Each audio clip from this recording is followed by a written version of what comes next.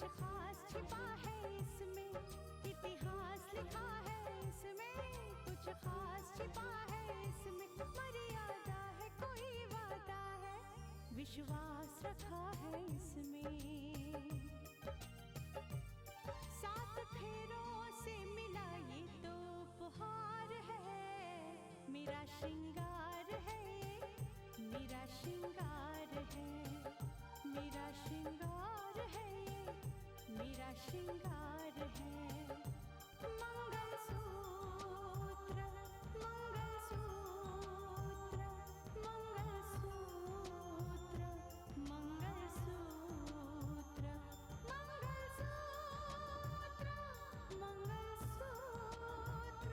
मंगलसूत्र,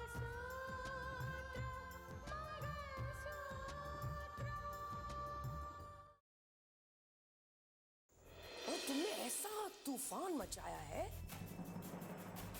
कि सिर्फ मानस के घर के ही नहीं, जज साहब के घर की भी खुशियां तैश नैश हो गई है।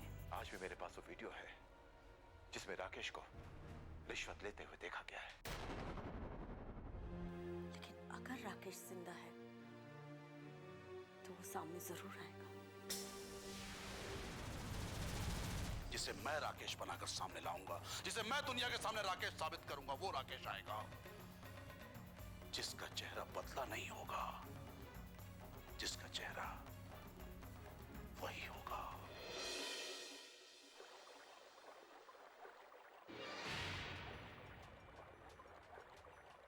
जो प्लान मैंने बनाया है, जो कुछ मैंने सोचा है, तो उसकी कामयाबी में मुझे किसी तरह की कोई रुकावट नजर नहीं आती। एक रुकावट है सुंदर, मानती हूँ कि तुम बहुत दूर की सोचते हो और जो भी तुमने सोचा है वो अब तक सब कुछ हुआ है, लेकिन आगे भी तुम जो सोचते हो वो हो, इस बात की गारंटी कोई नहीं ले सकता। मगर आप ऐसा क्यों कह रही हैं? सुंदर साहब बिपिन को राकेश बनाकर लाना चाहते हैं, और अगर बिपिन उनके इशारों पर नाचना चाहता है तो उसमें रुकावट क्या है? रुकावट बिपिन की ओर से हो या ना हो, अर्जुन की ओर से मुश्किलें जरूर खड़ी हो सकती है, जो कि किसी को भी ज्यादा वक्त धोखे में नहीं रखा जा सकता। और अर्जुन गलतफहमी के वजह से रितिका का दुश्मन बना हुआ है। हकीकत की तलवार झूठ की गर्दन पर लटक रही है। जिस दिन वो तलवार गिरी, उस दिन झूठ की गर्दन कट जाएगी और सारी सच्चाई अर्जुन के सामने आ जाएगी। तलवार गर्दन अर्जुन। अरे सुंदर के रहते ये सच्चाई इतनी आसानी थोड़ी बाहर आएगी, और अगर आ भी गई तो क्या होगा इससे? हाँ, अगर आ भी गई तो इससे पहले कि वो सच्चाई सामने आए, मेरा खेल खत्म, पैसा हजम हो चुका होगा। तुम समझ नहीं रहे हो सुंदर। कल तक ये बात सिर्फ तुम्हें और तुम्हारे साथियों को पता था कि अर्जुन ही राकेश है, लेकिन आज अर्जुन को बचाने वाले अंजना और श्रीधर को भी ये बात पता है। तो इससे क्या होगा? क्या होगा क्या? अरे कब तक जिएंगे वो बुड्ढा और बुड्ढी, और अगर जीने की तमन्ना कर भी लेते हैं तो कब तक हम उन्हें जीने देने वाले? तुम क्यों परेशान हो रही हो? अंजना अक्सर जज साहब के घर पे आती जाती है, और कभी ना कभी उसे ये पता चल ही जाएगा कि रितिका राकेश को बेगुनाह साबित करना चाहती है। ये बात अगर अंजना ने अर्जुन को बता दिया तो अर्जुन तुम्हारी मुट्ठी से ही नहीं जाएगा, बल्कि ये खुल के सामने आ जाएगा कि तुमने अर्जुन का इस्तेमाल किया, उसे धोखा दिया। तुम ठीक कहती हो स्नेहा। अर्जुन को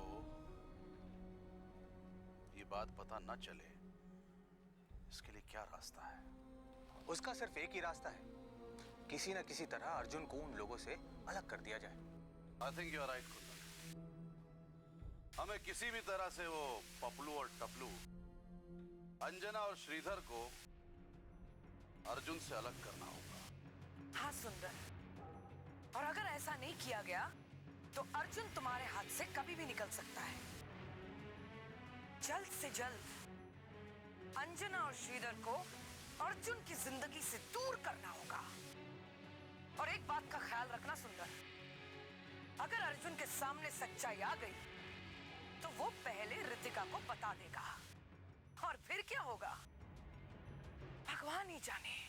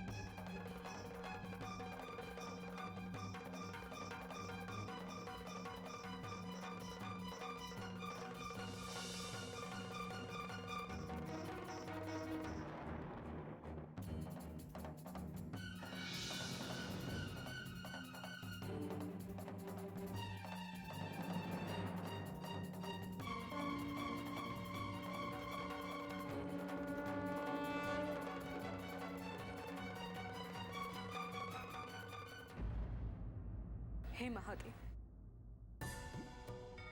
सुना है कि तुम्हारे घर में सब कुछ मिलता है, सुख शांति सब कुछ, इसीलिए तो तुम्हें महादेव कहते हैं।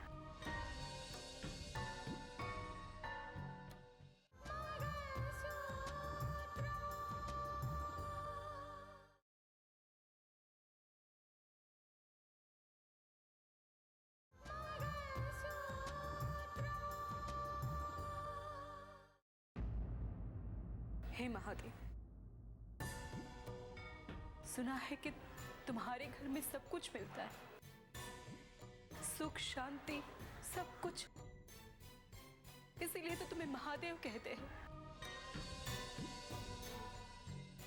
इंसान तो इंसान, देवताओं को भी वरदान देते हो, सुख शांति देते हो, तो ये बता दो कि मेरे दिल की शांति कहाँ चली गई? क्या गलती है मेरी? क्या कसूर किया मैंने?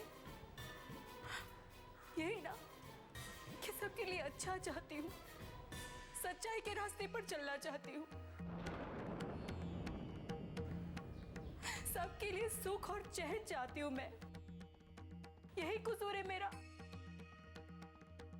और इसकी वजह से मुझे इतनी मुसीबतें, इतनी उलझनों का सामना करना पड़ता है। क्यों? तरह तरह के इल्जाम लगते हैं मुझ पर। क्यों? क्यों?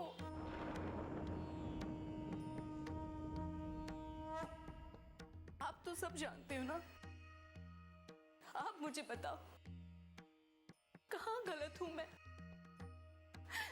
बताओ मुझे कहाँ गलत हूं मैं? किसी इंसान की जिंदगी में एक बार अग्नि परीक्षा होती है, लेकिन मैं बार बार अग्नि परीक्षा से गुजर रही हूं। क्यों? क्यों? मुझे जवाब दीजिए।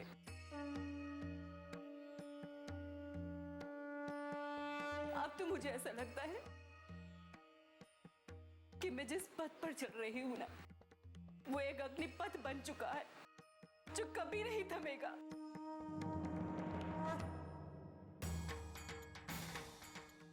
ऐसे ही चलता रहेगा सब कुछ।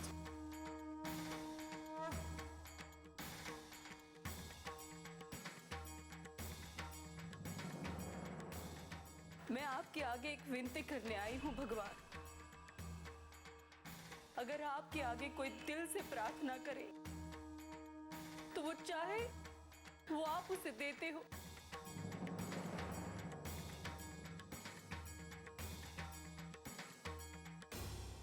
महादेव, मेरे प्रशासन ने मुझे एक बहुत बड़ी जिम्मेदारी दी है और उसे मुझे हर हाल में निभाना है। मैं किसी के आगे कमजोर नहीं साबित होना चाहती हूँ, किसी के आगे अपने आंसू नहीं दिखाना चाहती हूँ। मुझे नहीं समझ में आता कि ये परीक्षा मेरी कब तक खत्म होगी। मुझे नहीं पता है, मुझे नहीं पता है कि तुमने मेरी तकदीर में क्या लिखा है, मेरे नसीब में क्या है, और कितनी तकलीफें और कितनी जिल्लत और कितने इल्जाम है मेरी तकदीर में।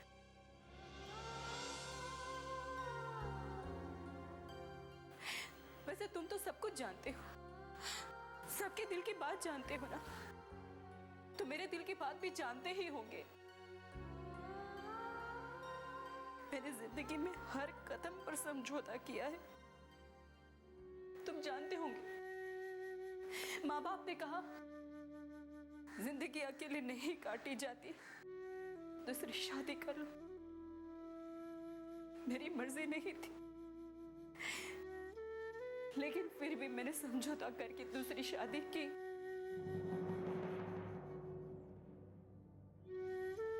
जिस राकेश को मैं दिलो जान से चाहती थी, इतना प्यार करती थी,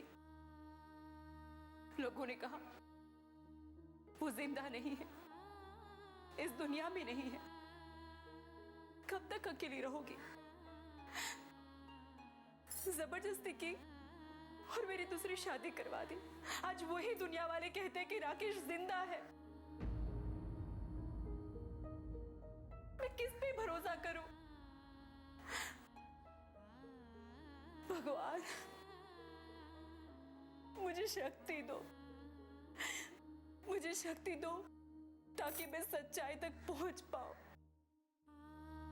शक्ति दो मुझे।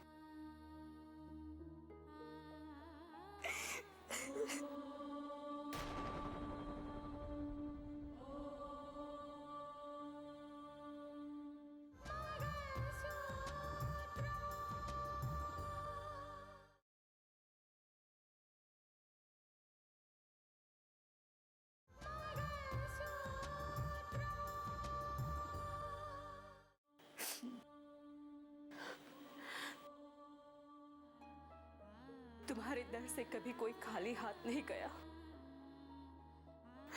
जो मांगा वो पाया।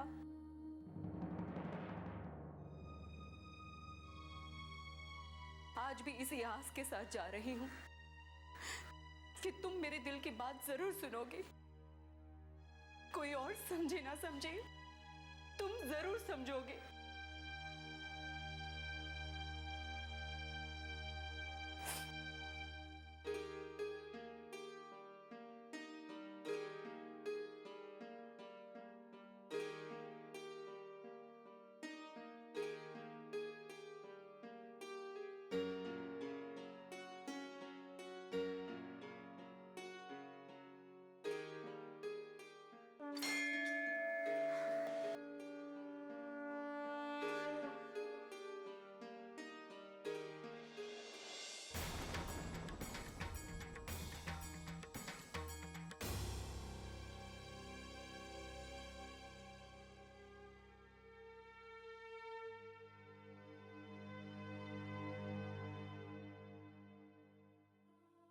क्या सोच रहे बड़े पापा? वो मानस के बारे में सोच रहा था। उम्मीद की कोई किरण नजर नहीं आ रही है। ऐसा क्यों कहते हैं बड़े पापा? मानस भैया बेगुनाह है, यही तो सबसे बड़ी उम्मीद है। और रितिका भाभी सच्चाई को सामने लाने के लिए अपनी पूरी ताकत लगा रही है बड़े पापा। वो क्या ताकत लगाएगी?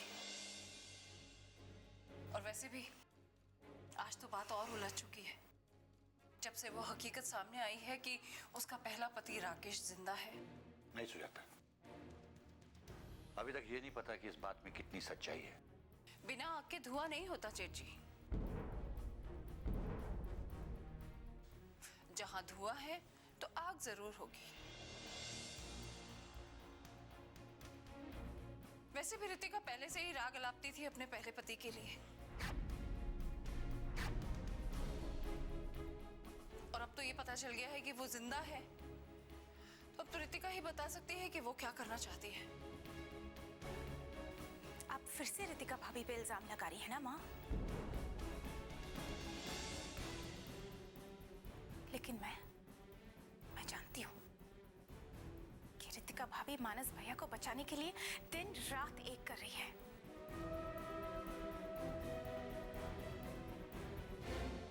उन्होंने तो केस से जुड़े उन लोगों का रिकॉर्ड चेक करने तक का ऑर्डर निकाला है। जो लड़ाई रितिका भाभी लड़ रही है ना माँ, वो लड़ाई लड़ने की हिम्मत आप में नहीं है। बहुत गरूर था मुझे कि हमारे बेटे की शादी एक ऐसे खानदान में हुई है जहां पे लोग बड़े बड़े ओहदे पे हैं। लेकिन मानस की गिरफ्तारी के बाद मेरा वो गुरूर चकनाचूर हो गया। उसकी गिरफ्तारी के बाद ना तो रितिका कुछ कर पाई, ना ही उसके मायके वाले। ऐसी बात नहीं है बड़े पापा, वो लोग बहुत परेशान है इस मामले को लेकर। अक्सर मेरी बात रोहित से होती रहती है। उनके घर में तो मानो जैसे सन्नाटा छाया हुआ है, और जब भी बात होती है बस इसी बारे में होती है। तुम तो यही कहोगी ना साक्षी? आखिर तुम्हारी शादी जो तय हो गई थी उस घर में। You know what, काजल? तुम्हारा ओपिनियन मेरे लिए कोई मायने नहीं रखता। लेकिन तुम क्या ये सोचती हो कि मैं ये सब कुछ इस वजह से कर रही हूँ? तुम जिस भी हिसाब से कह रही हो साक्षी, लेकिन मेरे दिल को तसल्ली तब होगी जब मेरा मानस वापस आएगा।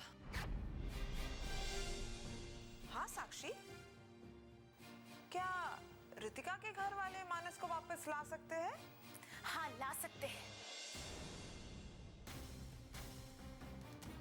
मानस भैया को अगर कोई वापस ला सकता है तो वो उसी घर के लोग हैं। और तुम ये जो करती रहती हो ना दिन रात, एक दूसरे के दिल में जहर भरने का काम, ये बंद करो काजल। Just stop it.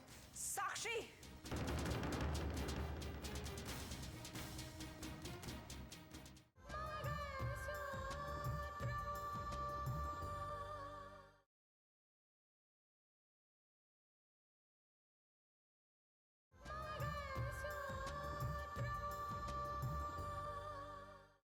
मानस भैया को अगर कोई वापस ला सकता है तो वो उसी घर के लोग हैं। और तुम ये जो करती रहती हो ना दिन रात, एक दूसरे के दिल में जहर भरने का काम, ये बंद करो Kajal. Just stop it. Sakshi, क्या तुम रितिका के साथ रहकर तुम भी बात करने की तमीज खोती जा रही हो? और आप काजल के साथ रहकर अपने रिश्तों को भूलती जा रही हो माँ।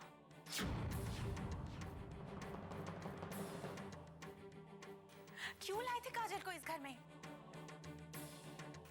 क्या इसलिए कि वो आपके दिल में रितिका भाभी और रितिका भाभी के घर वालों के खिलाफ जहर भर सके?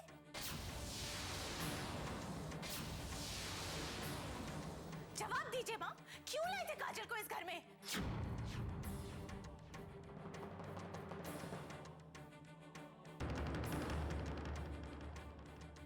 साक्षी, तुम्हें काजल को ऐसे नहीं कहना चाहिए था। सुजाता सही कह रही बेटा, काजल इस घर में मेहमान है। मेहमान है तो बहुत हो गई मेहमान नवाजी। मेहमान सिर्फ 4 दिन के लिए होते हैं। जिस इज्जत से काजल को इस घर में लाया गया था, उसी इज्जत से अब इसे वापस भेज देना चाहिए। और बड़े पापा,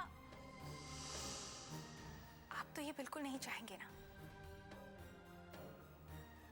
कि काजल की वजह से माँ के दिल में भाभी के लिए और भाभी के घर वालों के लिए कोई गलतफहमी पैदा हो।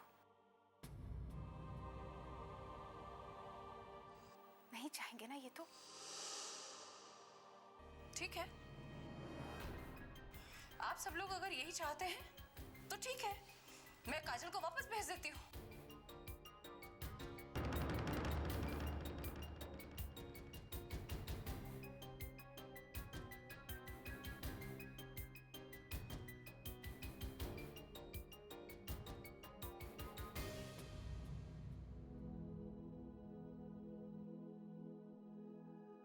राकेश ने किसी पर कोई इल्जाम नहीं लगाया। उसने तो दुनिया के सामने वो सच्चाई लाने की कोशिश की जिसे ताकत और जोर के बल पर दबा दिया गया था। राकेश से मिलकर क्या आप वो कसर पूरी करना चाहते हैं जो अधूरी रह गई थी? उसके खिलाफ आपने मौत का फैसला तो सुनाया था, लेकिन फांसी के तख्ते पर लटकने वाली बात अधूरी रह गई थी। अब उससे मिलकर आप वो कसर पूरी करना चाहते हैं, हाँ?